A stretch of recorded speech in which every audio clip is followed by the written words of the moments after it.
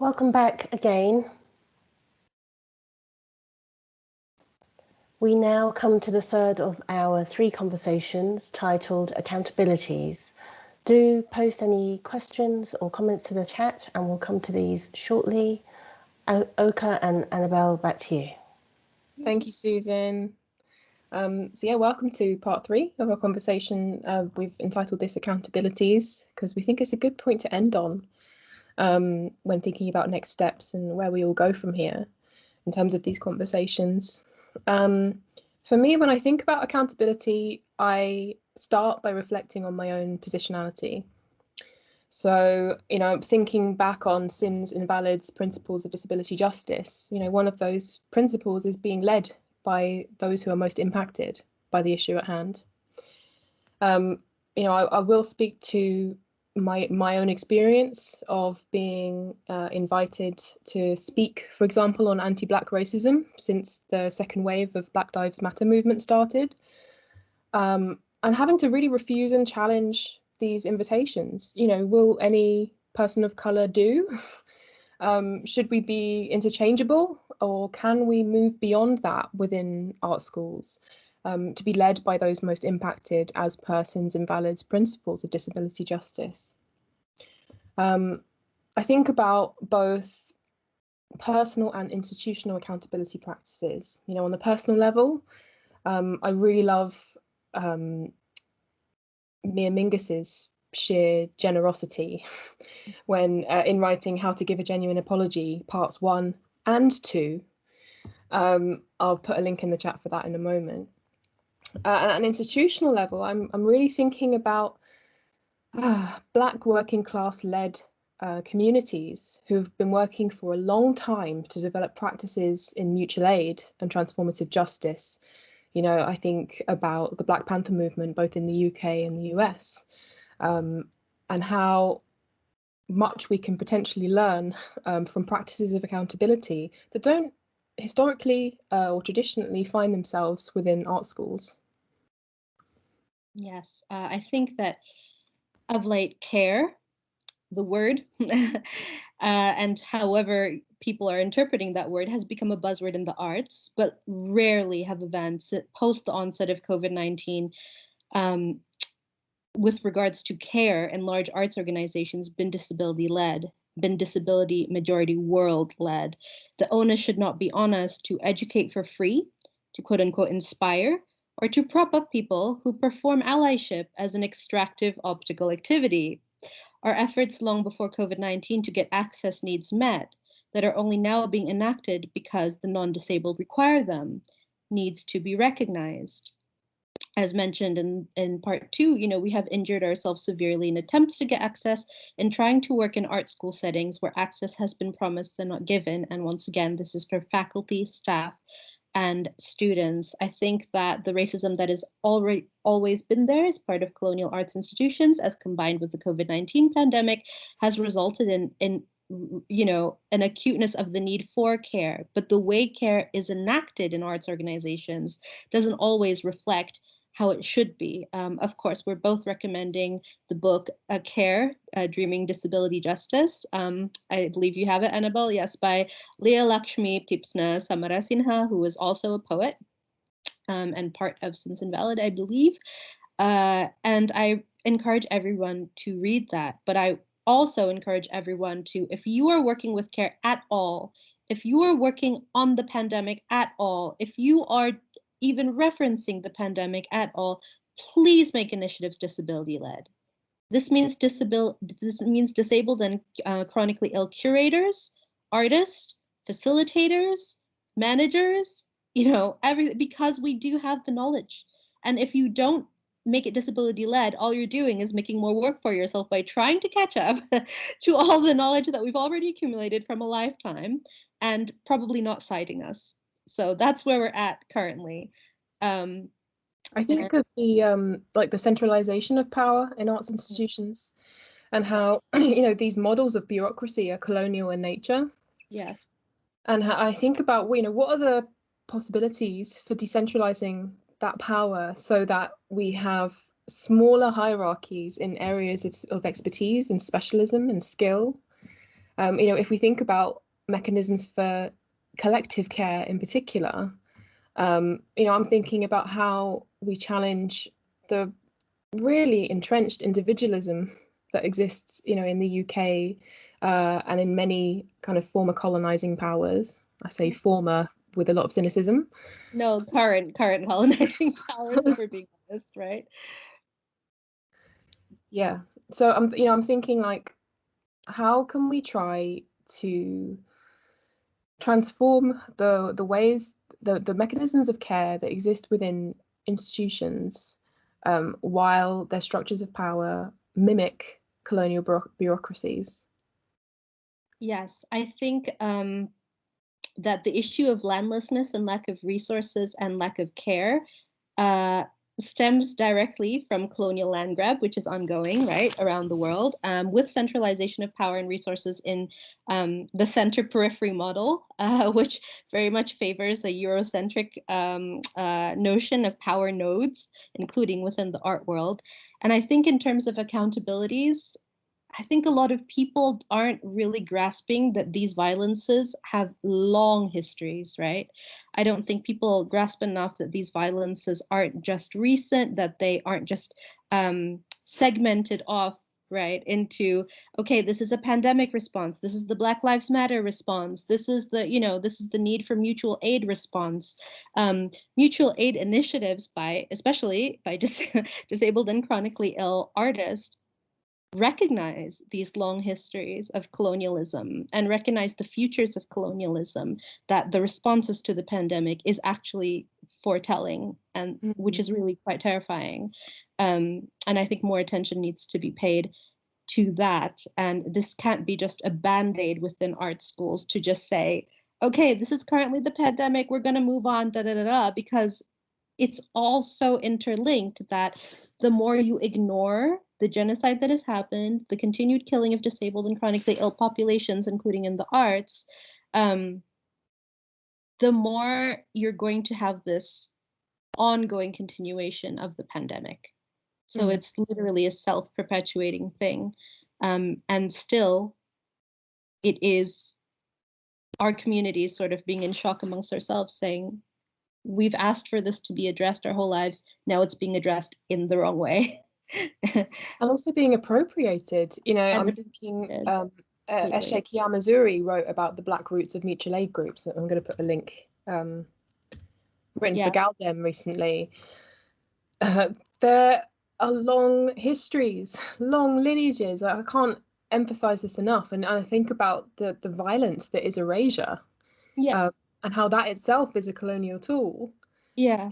This erasure of the history. I think, wow, where are we that we see appropriation of mutual aid, which is essentially like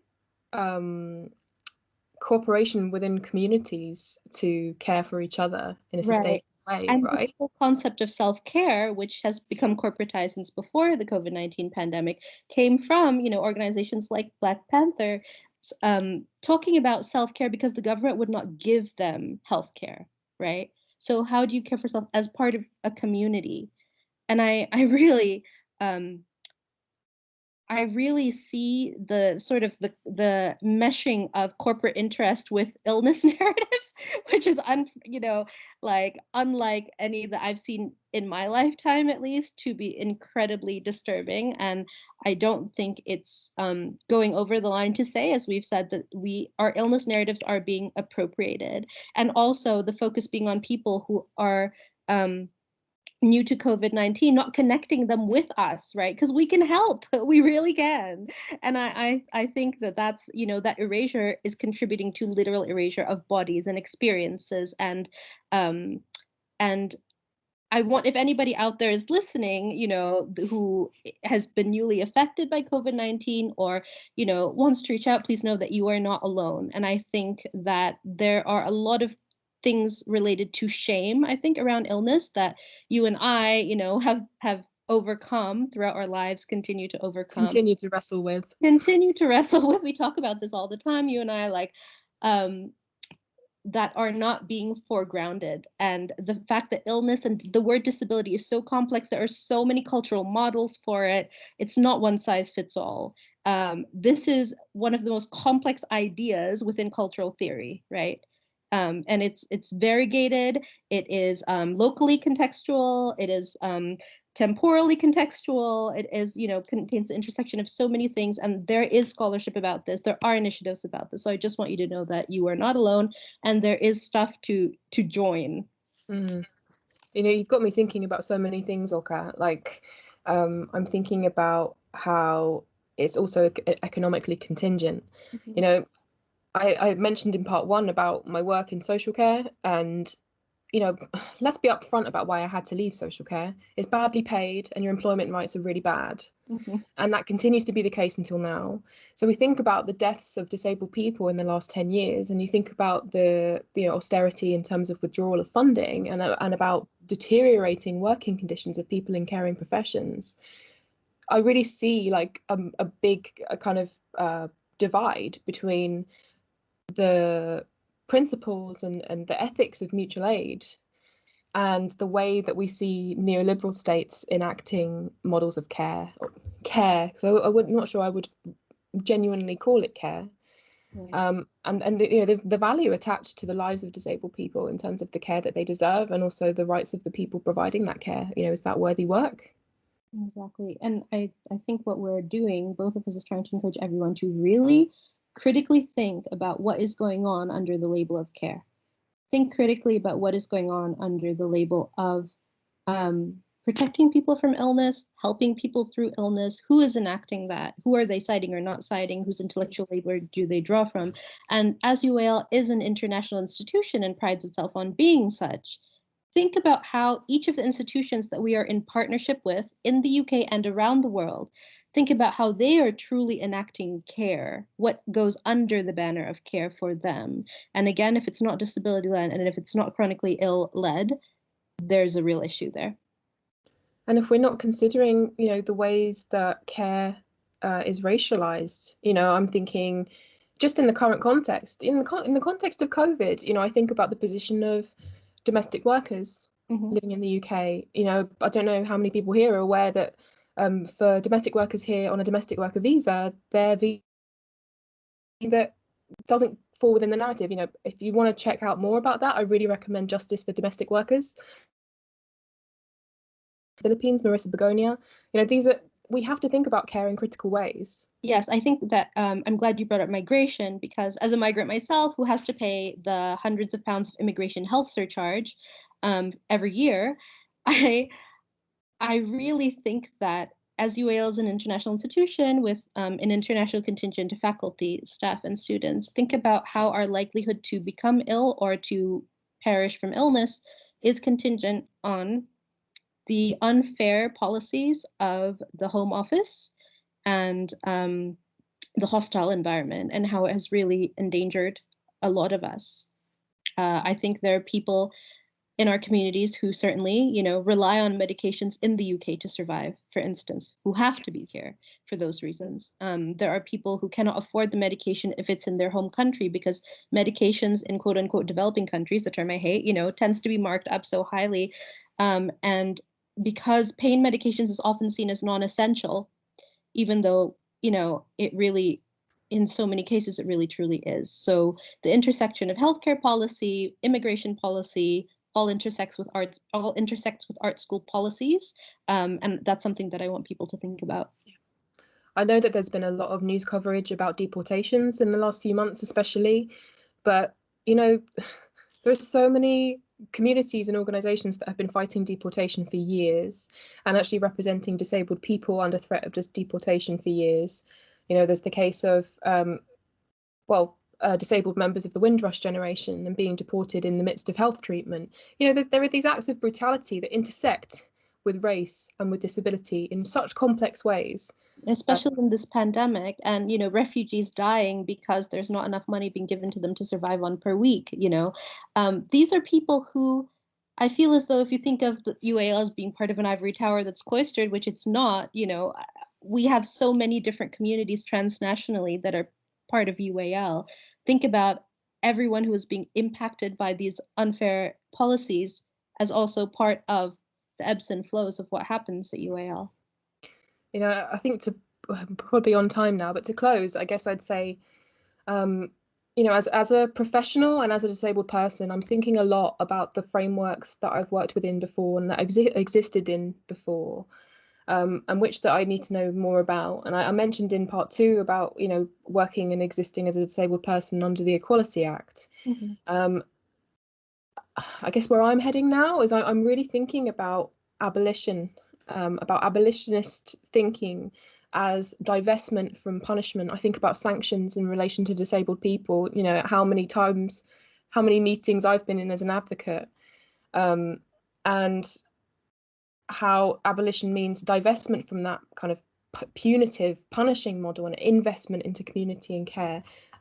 On that note, I'm going to put a link to Abolitionist Futures reading list, which I think is amazing. It was a really helpful resource for me when I was kind of feeling lost in what on earth do I do next. Yes, I think abolition is an incredible note to end on. Also, I'm just going to drop in, mic drop, decolonization is not a metaphor, Tuck and Yang. It involves return of resources, it involves return of land to people, and all this relates to the pandemic so very much. Reparations, absolutely. Climate justice, ecological justice, all tied in with the pandemic, it's all tied in with Black Lives Matter, and to think of these as separate crises is not addressing the point.